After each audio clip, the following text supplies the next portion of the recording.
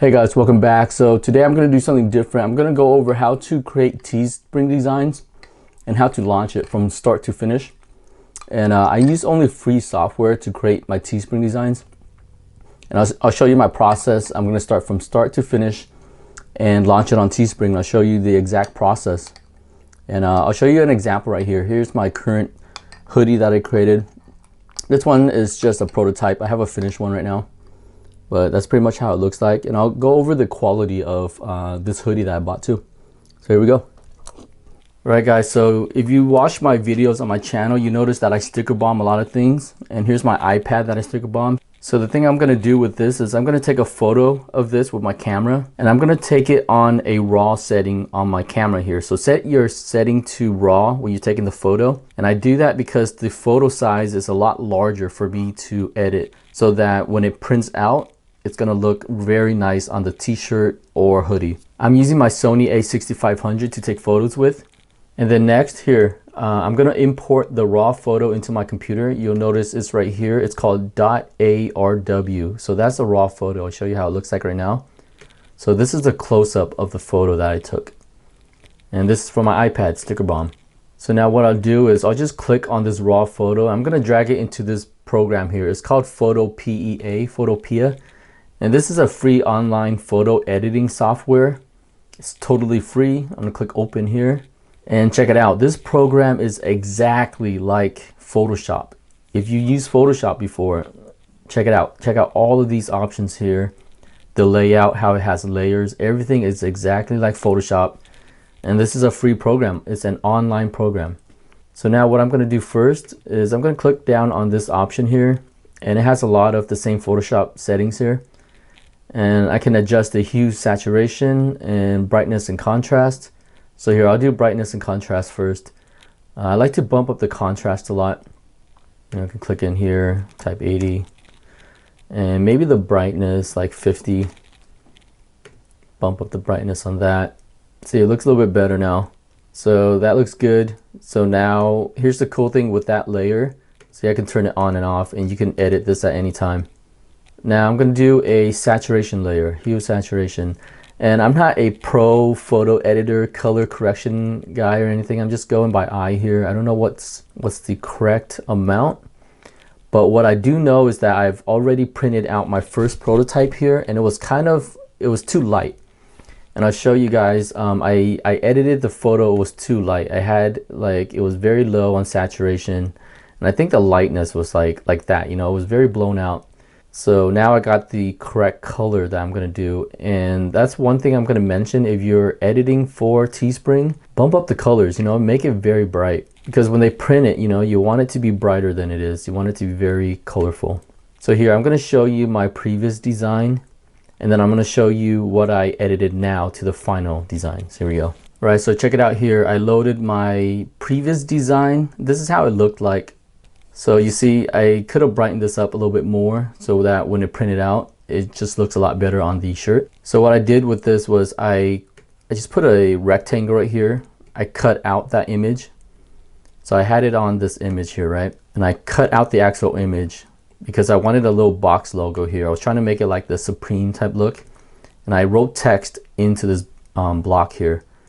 And see, I have a white background right now just to show it, but this is how it's going to look like when I export it with this PNG file.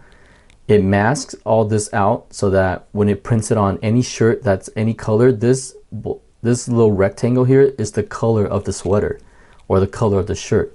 And down here will disappear as well. And I also cut out most of this photo to make it more rectangular, because I just wanted the design to be more rectangular than a square. So that's why I did that. And what you see on the sweater right now, this is how it looks like. It didn't look that great, so I modified this. So here's my final design. I made the photo a little bit longer. I used more of the photo, and then I did the little red box logo on it. And that's pretty much the final. Wait, and then I color corrected it a little bit better. You see that? So this is the final design right now that I have on my Teespring. And when you export this, you go to File, Export as PNG. That's what you want to export as, because a PNG will have, you see this area down here, it's going to make it like bleed through onto the sweater. It's like anything this is like an invisible layer. So you need to export everything as a PNG. That's how you do that. And then you can also save this as a PSD here. See, it's exactly like Photoshop. You can save this and all of these layers and your settings will be saved. And I saved the PSD in here so that I can go back and work on it right here. I can always drag this back in and rework on it. Okay, so here's another thing. If you don't want to use a photo to drag in and you want to know your actual printable size for a shirt or anything else, go to community.teespring.com and they have this print area here. And they show you apparel sizes, canvas, phone case, all of that, towel sizes, mugs, and it shows you the size, right? So here's the size for apparel, and it's pretty much 11.9 by 17.9, right? So you can go in here. Here, I'll close this one out. And you can go in here and go to new. And this new project here, we'll just call it Teespring, right? And change this to inches now. And we want this 17.9.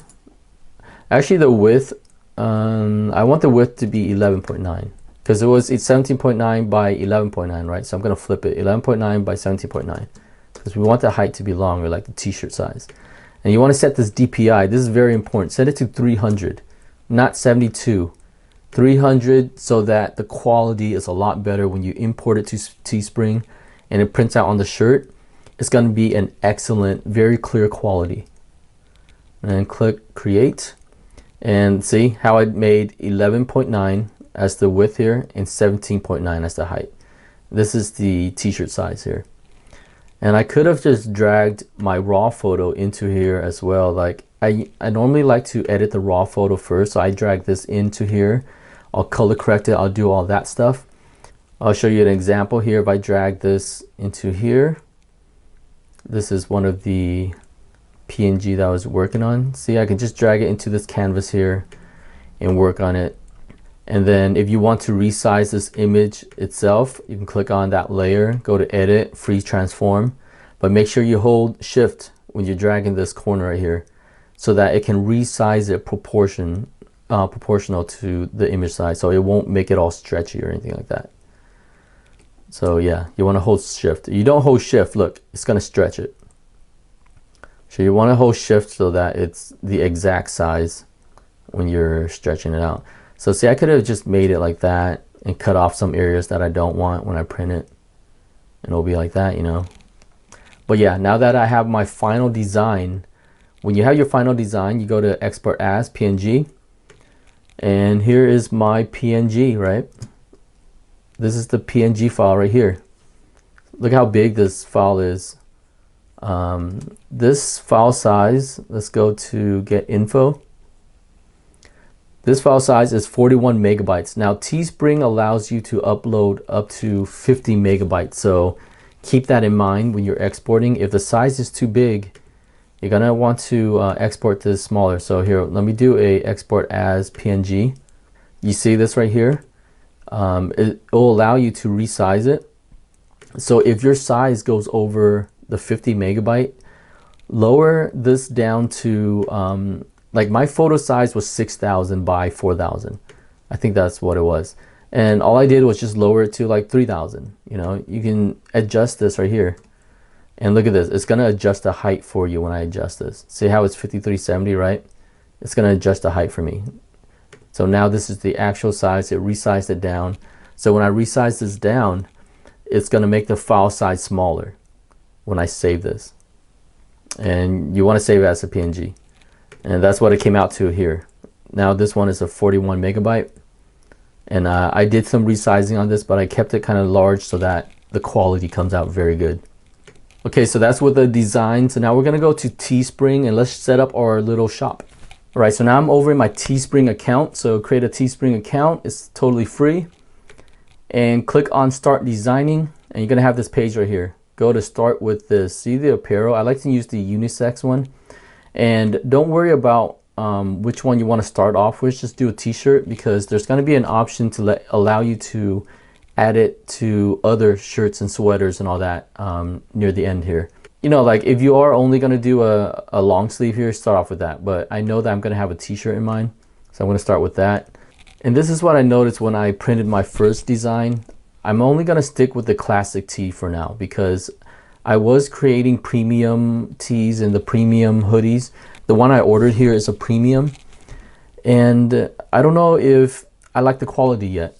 But after reading a lot of reviews, I do know that people are saying just to do the classic tees. Don't go for premium and all the bigger ones here unless you have your clothing branded already, unless you have a big following and is branded already. I'm just gonna start with classic for all of my stuff until it gets a lot of traction and all that. And then I'm gonna sell here. So here it is. Here's the shirt, right? Go up to this option right here and say add image. Now I'm gonna go to my file here and find my design file, the PNG file. And here we go. Here's my design file. I'm going to choose that one. It's the PNG file. So you see how I opened the file and it just automatically resized it to the correct width and height of the photo and how it should look like on the shirt here. And I can resize this too if I want, but I'm not going to do that. Now check this out. When you click on it, see how it says print quality? Great. Okay, here's the thing. If you created your file too small and when you import it, let's say when you import your image file and it's this size, but then you stretch this, watch out for that, because as you stretch things and make it larger, take a look at this print quality. It might say the print quality is going to be good and then it's going to be like low quality or something. That's why I make all of my images very large so that I can resize it to wherever I want and the quality is still great, because you want the quality to be great when it prints. And that's gonna give it a better quality for all your customers, everyone who buys it. They don't want this pixelated stuff, you know, very blurry and pixelated. I can add some colors here. The most popular colors they say is white, black, and gray. But I do notice that popular colors for 2020 now is also red and yellow. So I like to add those in, and also like to add pink for the girls. So, and then, you know, you can adjust your pricing right here. I like to, when I'm starting out, I don't collect a lot of profit from it, maybe like $5 here. So I make it really low because I know I'm starting out. My stuff isn't like quality yet. It's not branded. So yeah, I'm not going to charge a lot for my stuff right now. So here we go. So here is the other thing I was going to show you guys. Click continue on this. And you'll see right here, it also suggests other stuff that you can add. So let's say I want to do a t-shirt and a hoodie. I just go to select styles here. And once again, I'm only going to start on the classic hoodie here. Before, this was the premium hoodie that I printed on for my current one right now. And it feels pretty good. It's pretty soft. The material, I feel like it's a little bit thin.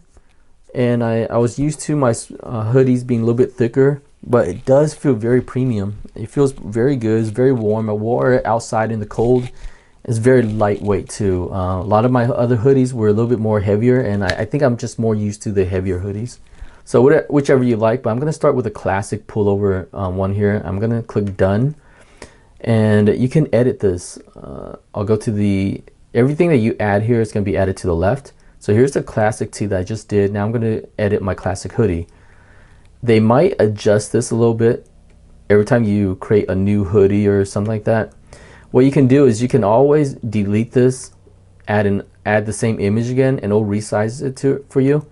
Or just kind of drag this and resize it yourself. And just make it larger. And resize like that. That looks good. So now that's how it's going to look like for my hoodie. And same thing, I can add some colors, red, pink. Now I can also set my front view image. If I want my first image to be red here, I can do that. Click done. This red color will be the first thing that it shows as this primary image to market for people.